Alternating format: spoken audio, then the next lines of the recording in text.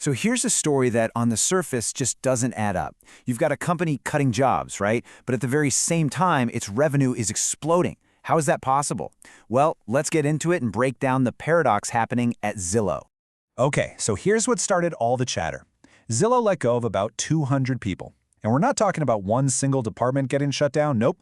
These cuts were apparently spread all across the company. Now, look, 200 people is a big deal. But for a company the size of Zillow, that works out to about 3% of their entire workforce. So you could see it as more of a trim, not some massive overhaul. But this is where the story gets really interesting. At almost the exact same time these layoffs are happening, Zillow releases this incredible financial report. We're talking 16% revenue growth year over year. I mean, those are not the numbers you see from a company that's in trouble. Those are the numbers of a company that is absolutely on fire. So you have to ask, right? Growth and layoffs happening together? How do you make sense of that? Are they connected, or is there something else going on behind the scenes? Let's figure it out. All right. The best place to start untangling this is with Zillow itself. What are they saying? What's the official line on why these cuts happened? And here it is. According to a spokesperson, these were performance-related cuts. They're saying this is just part of their normal annual review process. The message they're sending is pretty clear. This isn't about saving money, it's about optimizing their team. And to back that up, Zillow is still actively hiring. This isn't some company-wide hiring freeze. They have open positions, and get this, they're in the very areas that are growing like crazy: mortgage, rentals, and software development. It just makes the whole thing even more of a head-scratcher. So you've got these performance cuts on one side, but active hiring on the other. Now let's really dig into those growth numbers, because this is where you start to see the bigger picture. So what's really wild is where the growth is coming from. It's not just one part of the business carrying all the weight. Just look at this. Rentals are up a massive 41%. Mortgage is up 36%. And even their core residential business is up 7%. This is what really healthy, diversified growth looks like. And this right here shows the incredible turnaround they've pulled off. Just a year ago, in this exact same quarter, Zillow actually lost $20 million.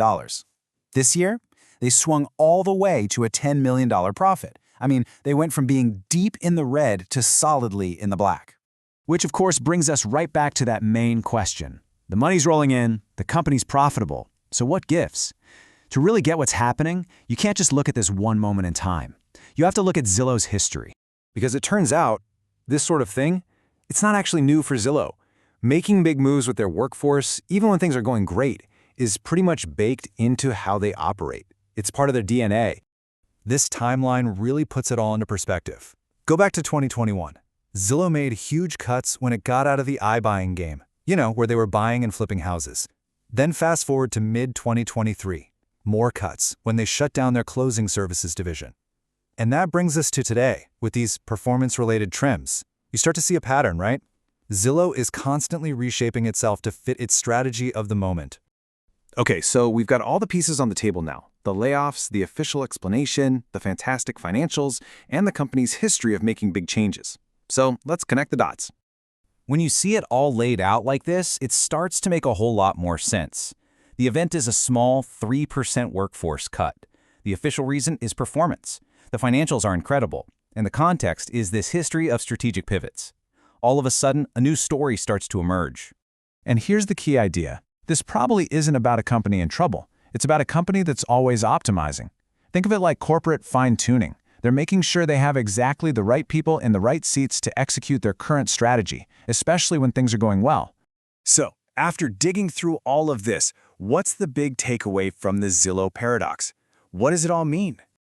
Let's just boil it down into 4 simple steps. 1. Zillow made some small cuts, about 3% of its team.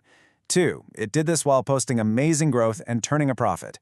3. The company says it's about performance, not saving cash.